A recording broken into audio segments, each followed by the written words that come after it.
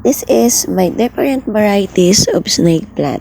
Sure ko pala sa inyo guys, ito aking snake plant.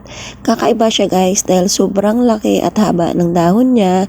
Kaya ang ginawa ko is dinisplay ko siya dito sa loob ng bahay. Medyo matigas din guys yung kanyang dahon. Ayan. At hindi siya madali magkaroon ng yung mga puti-puti na sakit ng snake plant. Maganda siyang alagaan. Ayan.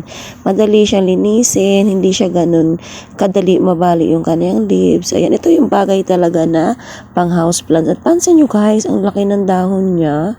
Sobrang ganda, nagagandahan talaga ako dito. Kaya nga, ginawa ko, nagpapalago pa ako ng marami nito kasi gusto ko i-display sa labas ng bahay. Pakita ko sa inyo guys, ayan o. Yan, kasing lapad siya ng palad ko. Tapos ang haba niya. Kaya talagang hanga ako sa ganitong varieties ng snake plant. Kayo guys, meron di ba kayong ganitong snake plant? Yan. Thank you for watching everyone.